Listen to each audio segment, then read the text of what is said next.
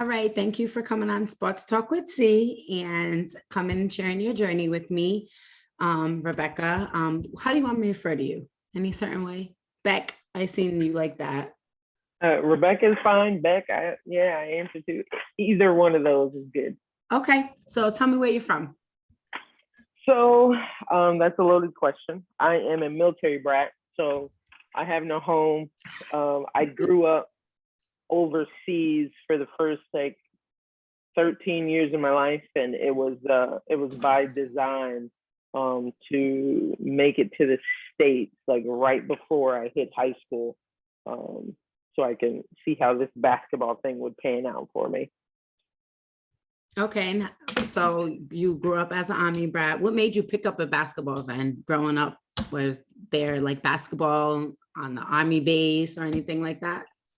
I mean, so the original story of it all is I was about 3 years old. We lived in the Philippines.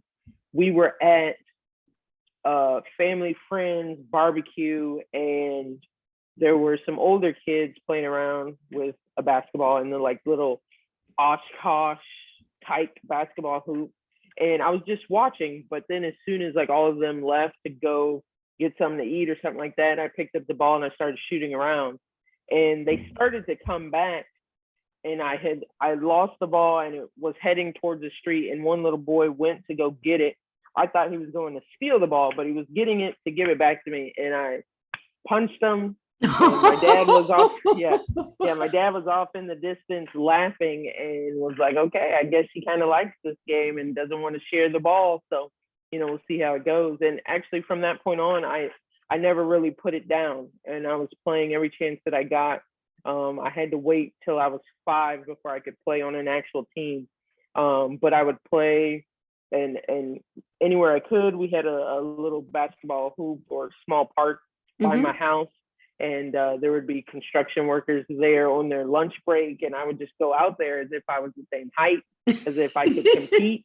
And they allowed me to shoot around with them. And so that actually helped because I never saw anyone that was bigger than me or man as competition or anything. Okay. They were people playing, and I would just hop right in with them. So yeah. Oh, that's cool. So when you got back to the States, did you jump right into basketball, or did you have to find a program in your area? I mean, coming to the States, everything was foreign. Everything was brand new, and we were figuring out the process as we went along. Mm-hmm. So we moved to an area near Southern Illinois, Scott Air Force Base, right about 20 minutes from St. Louis, which is where I'm at right now. And went to school there, and you get to know the kids that are playing on the school team, which was interesting to me because they had 7th and 8th grade teams. Where I lived, there was no school team at that age group before living overseas. But so playing with them, and then just figuring out the whole process of AAU and select teams, that was brand new. So it was all trial and error. And was the style of play coming from overseas to the States different for you? Because, usually it's the other way around. So, I mean, I get that question quite a bit because I think when people realize that I lived overseas, I lived in other countries. However, I wasn't playing necessarily their style of play over there. I was playing American basketball. Okay. And for the most part, I was playing with guys. We would have co-ed sports, but there was mostly guys. I would be the only girl. There was a time or two where I did play with some girls, but that was just a rare occasion once in a while for a league here and there. So coming to the States and having to literally be in a situation where this is the girls' team and you're on this team, I was against it at first. I was simply because I was so used to girls my age not being up to par for me. I wasn't having fun with it. It's boring. They don't know what they're doing. You played with the guys, so I'm pretty sure that put you to a higher level in your playing, and then come in to play with a bunch of girls. Right. So it was a completely different scenario for me. And no knock on anyone. I wasn't an asshole about it, but and I apologize for guessing, but like it was just like I wasn't, but I do know that I did run into some issues with being the new kid on the block, being the new girl, and then being good, that I had that pushback from my newfound teammates here. And it was interesting. So any chance that I got to play with the guys within the area or even at school, I did. And during my first few months in middle school at this new school, there was actually a situation where they didn't want me, a girl, playing with the boys like during recess time or doing like that. It was a huge deal, and parents got involved and all of that, simply because like my parents are like, what's the problem? Like, right. why can't What you is play? the problem? Well, Like, what was they're the not problem? right. It's lunchtime, it's free time, it's recess. She's out there playing, they're having a good time. There's no problem. And like the school was saying, well, you know, we want to keep the boys and the girls separate because we don't want any incidents to occur. And we were like, there's no incidents occurring, and it's actually like blasphemy that you just assume that something is going to happen, you know, and of a sexual nature, like, you know, That's being so like, weird. It's like, how old are we? And you're worried about that. Like, we're just playing basketball. Exactly. So, and that was the problem. Like, you guys are coming up with this weird misconception, like this is going to occur, where I'm like, these are my friends. We if it was PE, we would be playing anyways, and no one is thinking about that except you, which is grown man principle. You know what I mean? And it's like, you're super weird. And so then, like, for a few weeks, they tried to change it up and be like, this will be the court for the guys, this will be the court for the girls. And I was like, still, I'm not satisfied with that. That is not what I was doing, and I don't want to play with them. They didn't really want to play. Anyways, the girls didn't, and not only that, like, I should be able to do whatever I want at recess without any rules attached to it. So it was a big deal for a little bit, and I believe my parents had gone through some things to make some changes over there, and then they allowed me to play with the boys. But that was just a headache of, you know, a new kid on the block already, you know, ruffling. It was the talent. Feathers. That's what it was. It was the talent, because I'm pretty sure if you came and you was a bum, it would have never been an issue. it was definitely something, and it was just like, it was just crazy to me. But yeah, that was the beginning. And did you have AAU out there when you came back to the States? So yeah, there was AAU. We discovered some teams. So in our quest to just find other opportunities for me to play amongst girls, like outside of school ball, we didn't live too far from a sportsplex that was starting to run these leagues. But what we found was, like, there was a team within the area, and all of them literally looked the same, right? So like blonde hair, blue eyes, they all shot the same, mechanics the same. And I was like, I don't think that's for me either. Like, I don't want to be a part of that. Not only that, you don't feel like they would be very inviting. Right. So we were still looking for another team. And what happened was, I ended up, the first team I ever became a part of for AAU, I think we were called the Predators. And it just happened that a father of a kid, where, you know, how most AAU teams come about, he wanted to create an opportunity for his kid to get better and continue to play. And so he developed the team. And I played with this group at first. And this is a group of girls that I had met throughout the sportsplex, playing in these little leagues that weren't really select ball yet. And they were all going to end up going to a different high school than I did. So there was actually some talk, once people got to know me, that it was a possibility that would I be changing schools. And so, yeah. And then what high school did you end up going to? I went to Mascoutah High School, good old Mascoutah. Yeah. And I seen something about you reached 1,000 points as you was a junior. Yeah, I think that was the case. I reached the 1,000-point mark somewhere in there. I might have finished by my senior year, maybe around 1,500 points. I'm pretty sure that Courtney Burhager may have taken over that the next year or two after that. But yes, I'd reached that point. My jersey is retired at the high school, hanging in the Ooh. rafters. You And know, how does high that make school, you feel? how does it make me feel? You know, I think it's a great accomplishment. Mhm. Everyone doesn't get that. So I certainly appreciate that. I appreciate the school. I appreciate the community for embracing me, showing me love. Like even now, like great people, great times at Mascuda, which means a lot to someone like me, a military kid, coming into a new environment.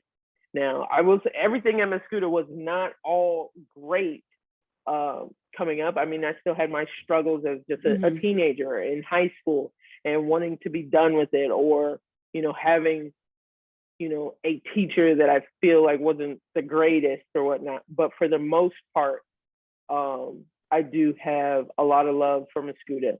I still talk to quite a few people from Mascuda. I will show my face. I, you know, am in contact with some people and some of the old teachers that I truly appreciate for, you know, teaching me That's dope. and looking at me as an individual versus like these star athletes, because that makes a difference. And it certainly, as I've grown up, I realize how big of a difference it has made in my life, and I appreciate them for that. That's dope.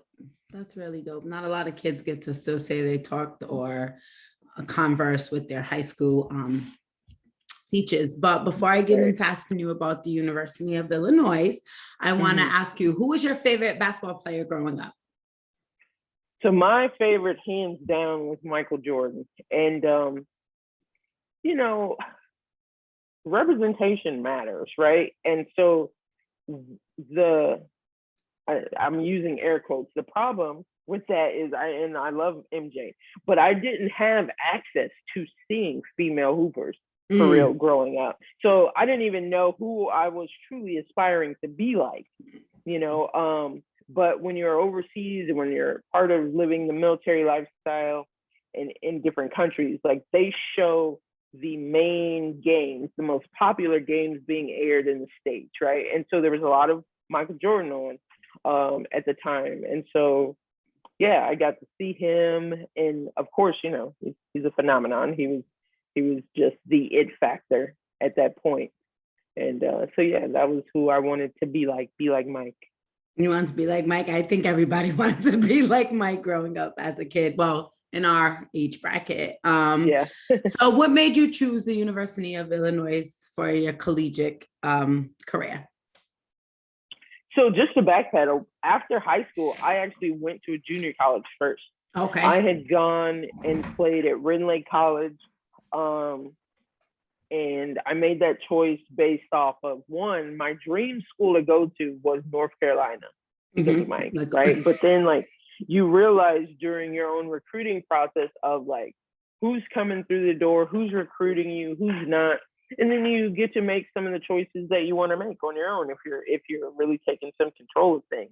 And I didn't have all those answers. I didn't, but I did know that I saw myself, I envisioned myself playing at a certain level, you know, and the schools that were knocking on my door, no knock at them at all, but I just didn't see myself there. Not only that, I had some things that I needed to take care of better while in high school, grades being a factor. Like I didn't have straight A's, but I wasn't really failing or anything like that. I was in the middle of the pack, and I do know that I wanted to get my grades up. So yeah, junior college was the route that I decided to go, and I ended up going to Lake College first, which is um, more Southern Illinois than I am now. So okay.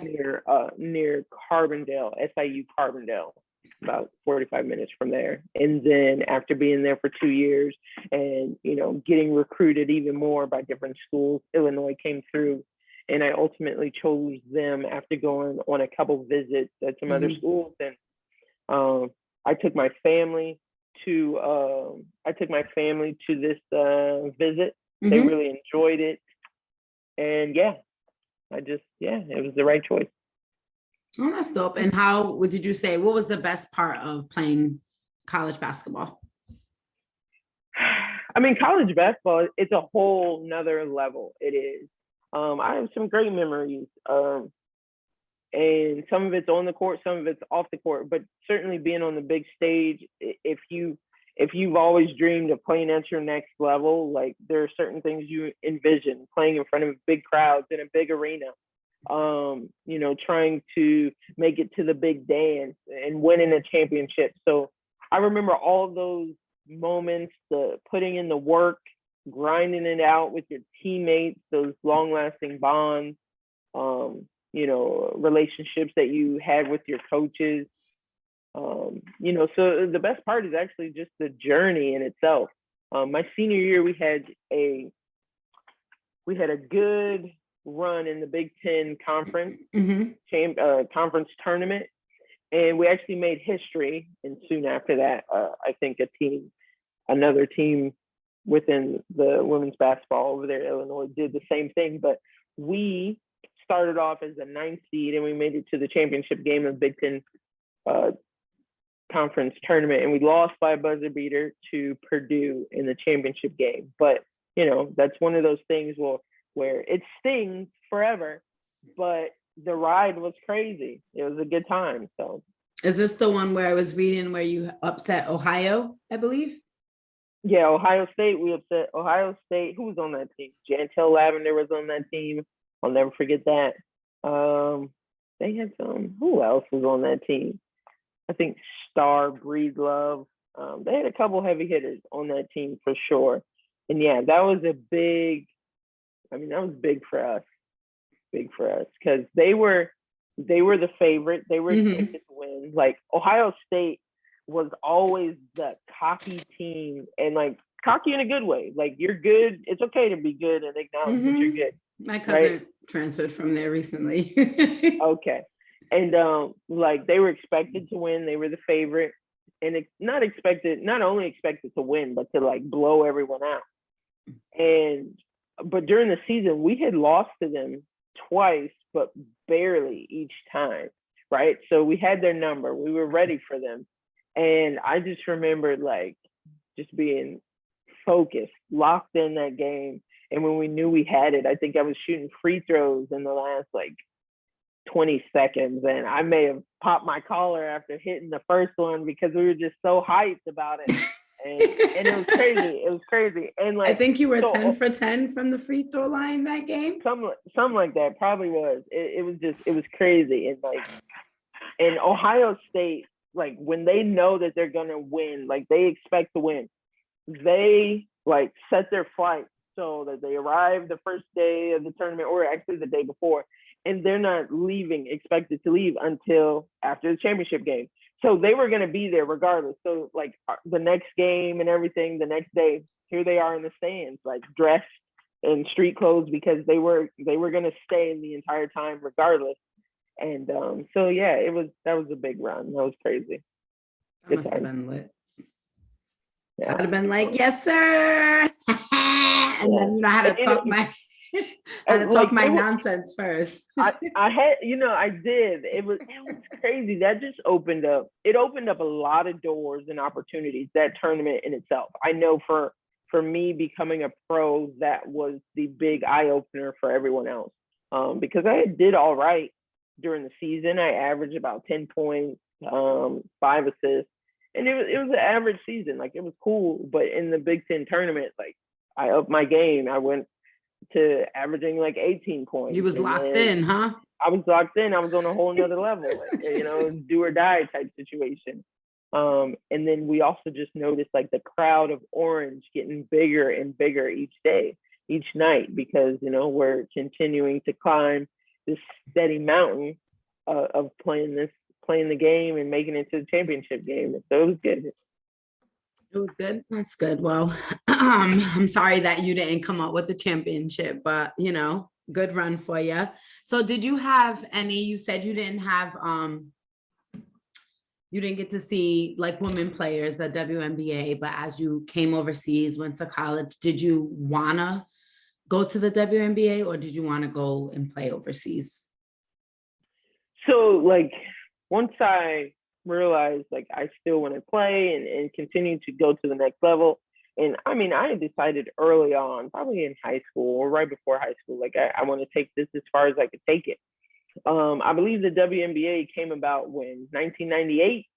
And so like as soon as I had learned about the WNBA, right, like I was interested. Okay, yeah, I don't have to be the first woman in the NBA. Now I can be in the WNBA, and so that was the goal. And then learning more and more about the different outlets, I guess, for women to play professionally. Then it became I want to become a professional, whatever that looks like. Loving basketball actually taught me a lot about how it can be, and seeing that movie, and it was one of my favorite movies. Obviously, the underlying issues within that movie now as an adult, you're like, what the heck was going on? You should have dropped Everybody's Q like a movie. bed. Right. Everybody's movie growing up, loving basketball. Cue this and Monica that. So right. But like it honestly, I mean, it told a lot of truth, and I can relate to this movie in so many ways. It's actually ridiculous, but like it is very true about playing overseas, what it's like, and then also having that love back home and trying to figure out how to live your life and get everything you want while still being a lot about hoop. So yeah, that's the reason why it's one of my favorite movies, because I can relate to it. Mm-hmm. But yeah, once I figured out like, hey, there are other ways to be a professional, and going overseas is a great opportunity, I was all for it. I know that everyone does not get the opportunity to play in the WNBA. There's only 144 spots, and not only that, those 144 spots aren't completely guaranteed, because we see so often like 10-day contracts, and they dropped this one and picked up this one. And and it's only now, really, it's only now over the last year or two that things are moving in such a great direction, where I do believe like in the next 5 years for sure, I'm almost positive in the next 5 years that we might have one or two extra teams. We're going to have some extra spots, and more money, you know what I mean? And more opportunities. So, I clap my hands and I congratulate those that came before me and set the tone, but those that are coming after me and getting to reap those benefits.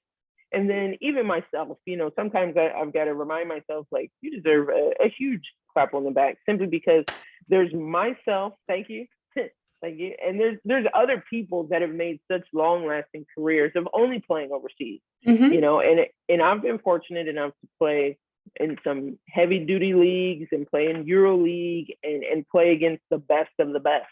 I can't remember. I have not played a season where I wasn't playing against some of the top in the country. There's WNBA players that I play against every season. So yeah, I mean, from like watching research and just talking to people, like overseas players are a different level just because they start on a national team so young. So their game is something crazy sometimes. So I can only imagine like having to play against WNBA players and players that played overseas their entire life. So it's a unique experience, and also understand that everyone is not able to handle that and be over there, because there's the on the court experience and there's the off the court experience. And I know plenty of people who have failed at it because they couldn't adapt, didn't understand it, weren't open enough to understand it, weren't mentally prepared, and I credit the overseas experience for a lot of female basketball players, their success with handling the bubble, because so used to it when you're overseas, being away from your family, eat, sleep in the kind of the same area, just practice games, go back, rinse, repeat, while you heard more of the complaining about it, and not understanding it from the men's side, like the NBA players who they are not used to it whatsoever. I get it. I understand. So yeah, well, I wanted to ask you, I seen that you wrote a book. Yeah. How bad do you want it? So tell me where that came about.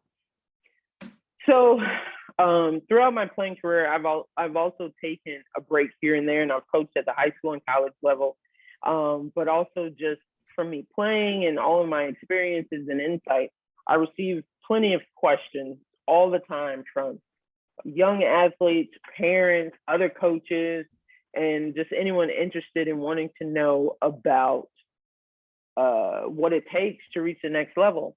And I found myself answering these questions. And it was one day about a year and a half ago, I was in Germany and on a long bus trip, and I was receiving a Twitter DM like I normally do, and nothing different. And it was a young lady who was preparing herself to play college, and she had just reached out to me and wanted to ask me some questions. So I answered. And once I was finished talking to her, and I still had about 6 hours on this bus, I pulled out my laptop and I just started writing down all the questions that a lot of people ask me on a regular basis. And next thing you know, within 6 hours, I had written out about 6-7 different chapters, and it just turned into a book. And then I kept at it for about the next year. And yeah. So yeah. So was the process, was there anything about writing the book, the process of writing the book difficult? Did you want to give up, or was it a easy go ride? It is one of my greatest accomplishments. I'll say that. Simply because it is a lot of work. It is. And I'm a perfectionist, and I want to make sure that it's right. I want to make sure that people understand it. I want to make sure, that it is a good product once it's all put together. And so I wasn't finished with it until I felt that it was perfect. And then the next stage in the process of, getting it edited and published and all of that in itself is a whole nother ball game. And, now you have this finished product and it's your baby, and now you have to let someone else read it and tweak it and do this or that. And so that was an ordeal altogether. But yeah, I'm so happy that, we made it through. I've got it out. I'm going to be celebrating a milestone pretty soon here for the amount of people that have been supportive and have bought their copies, and I appreciate them. And where can you get a copy? Yeah, if anybody's looking for a copy, please go to my website, Rebecca30harris.com, and get your copy there.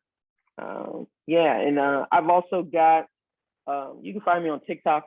I'm big on TikTok these days, apparently, at BeckHarris30. A lot of young people have found me on TikTok and Instagram and just load me up with questions. And they've asked me to, hey, Coach Harris, can you start a YouTube and a podcast? I'm going to listen to you speak on it some more. And so recently I've started that as well. You can find the YouTube and the podcast at How Bad Do You Want It? And I'm answering questions. I'm, elaborating a bit more on things that young people want to know about reaching the next level, the relationships you need to build with coaches and teammates and all that it takes, grades, your work ethic, you name it, we're covering it. So yeah. That's dope. That is dope. Congratulations on your book. Congratulations on your milestone. Excuse me. I'll be definitely putting my order in to get my copy. But I wanted to ask you, in your opinion, because we're getting to the whole situation, what makes the best basketball player? What makes the best basketball player? That's a good question. I think the best basketball player is coachable. It's someone who has basketball IQ that comes from their work ethic and their training, but also just going out and hooping. Now, there's a difference between a basketball player and a hooper. But if you can combine those, I think that gives you the greatest athlete on the floor possible. And I mean, as a coach, as a player, I can notice, I know someone that is a basketball player and not a hooper. They don't have a certain level of instinct that come with just hooping at the park and playing with people that, have not been structurally trained, but yet they can go get a bucket. Just understanding that the game of basketball is not all about scoring and having the most talent, because sometimes there are plenty of people that aren't very talented, but they've got that wherewithal and that basketball IQ that gets it done on the floor. So yeah, if you can be a basketball player and a hooper, combine that and be a student of the game, that makes you the ultimate player right there. All right. Well, that's what I wanted to know, because me and you were talking about the whole Atlanta Dream situation.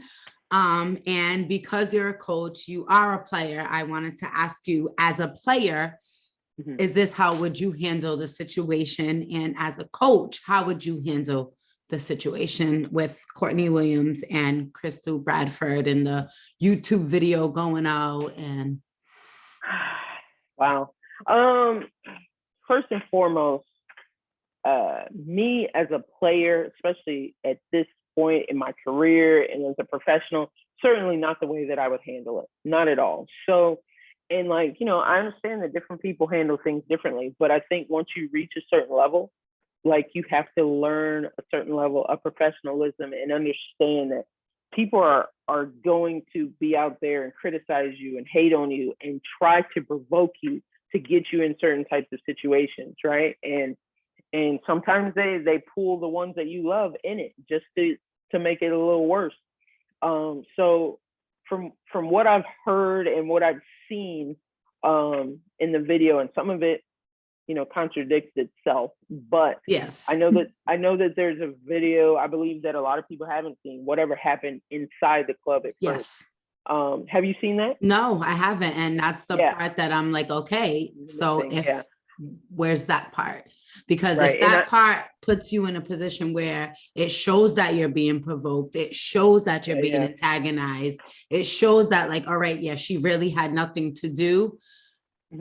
Where's that part? Like, that's the part I hate about media or whatever, is because it's always, I mean, regardless, the situation is negative, like, regardless, you're supposed to hold yourself to a different standard. One, you're being looked at because you're a WNBA player, so you already look at that at a certain level. And then for Crystal Bradford, like, you fought so hard to get back to this level, but it's like, where's I want to see it all. I want them to be judged on the full clip. Right. And I understand, like, I certainly understand what you're saying, and I can even understand a bit of where the players are coming from. But this is my take on it. Like, as a professional, and knowing that you have something to lose that other people don't, right? Like, even in an instance of saying it's self-defense, which I truly do believe that that is a huge part to it. But at what point do you prove your point, get people off you, get yourself in a situation or to the point where you can, you know, you throw your couple punches, let them know you're not playing, and then you get away. You know, you take yourself out of that situation and you let somebody else handle it. And I think where they messed up is, like, you know, it just seems like, you know, they're continuing to go along with it. And granted, they're outnumbered. I see that, but I don't see them trying to leave the situation or de-escalate the situation. Right. And as I'm thinking about it, you know, I feel bad for bits and pieces of it, because for Courtney's sake, like, she's not only just thinking about herself, she's thinking about her girl that is involved with it. And, like, you know, that's one of those catch-22s. Like, I got my hits in and it's time to go, but you're still okay. Now I got to come back in here. But, you know, that's a long conversation to have, and that's between them. But what made it 10 times worse was thinking that in any way, shape, or form that the incident was something to joke make a about, mockery of, to make light of, and to post a video about. I don't think that was smart on their part. I think they realize that now. You know, however, I mean, the damage is done, and now, like, there's this public image and all of that, and, you know, now they got to deal with some of the consequences that come along with it, and hopefully, you know, they can bounce back. Who knows? They could be completely signed to a new team, and that may be better for them, right? And for Crystal's sake, you know, for her, it's unfortunate, you know, to be caught up in that, and like you said, she had this was her year. She did so much great things. And She sure did. People started to see her for her basketball game. Right. And I hope that, this doesn't put a negative stain on her or her career for too long. I played against Crystal quite a bit. I played against Courtney as well. I've had some conversations here and there with Crystal, and I think she's a great person. I think that she deserved this opportunity. I was very happy for her, and I do want to see her successful, and I want to see her continue to have her opportunity. So I hope for the both of them, I do hope that they get their opportunities, get another chance, or at least get, to have their full side out there in the other video, and and for everyone that has crucified them, getting to see the other bits and pieces to it so that the whole story's out for their sake, and just go from there. But I think, the Dream have had such a tough go at it this year that this just added extra fuel to that fire, and, put some bad energy out their way. But we'll see what happens, Yeah, we'll see. We'll definitely see what happens. As a coach, how would you handle it? What would be some words you would give a player to stay strong throughout the whole process? We would certainly have some conversations about, hey, and let them vent. Tell me your side of things, right? Because as a coach, you want your players to understand that you are there for them, you have their back, but also I'm going to hold you accountable. You are bigger than that. You are better than that. And I expect you to do things differently. Now, I understand if this situation is just not the best one, but we'll talk about that. Not only that, who was your first call after all this took place, right? Knowing that it might possibly get out there. Did you call me? Did you let me know so that I can, basically like cover your butt and like, let's figure this out all together? The organization. Yeah, right. So like there's so many things that we don't know on the outside.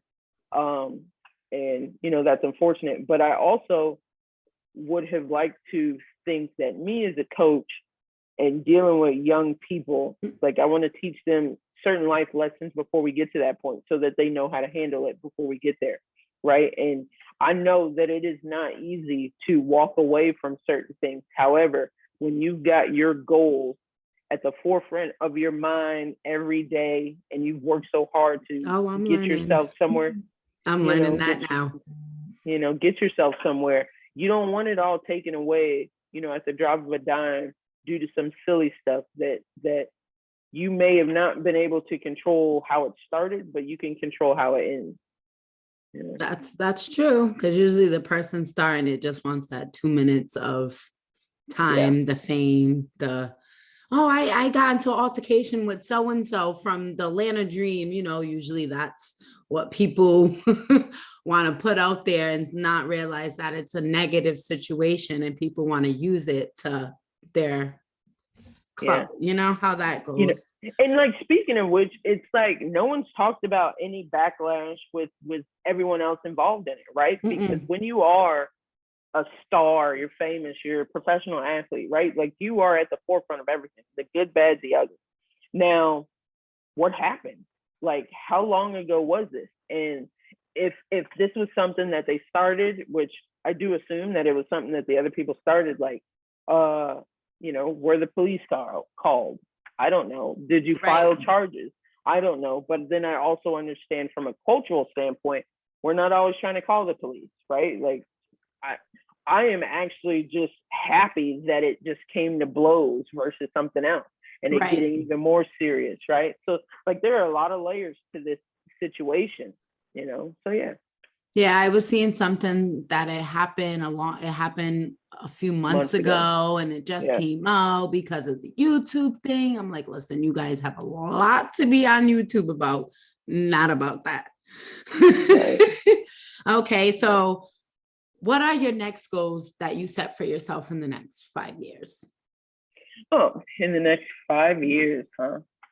I'm working on a few different things. I actually would love to have an enterprise, right? Like I want my name attached to a bunch of different things. So right now you have this book, you'll have another book in the future. I do plan to own a few different properties, running my own gym at some point. So I do plan to just become my own enterprise and be financially free and just travel the world. So that is on, that is on my We're list. gonna speak that into existence. Yes, ma'am. Yes, we are. That is all the questions I have for you today. And thank you for coming on Sports Talk with C. Thank you for having me. I really appreciate you. This was fun. And yeah, we'll talk soon. Yes, we will. Thank you. Mhm. C's out.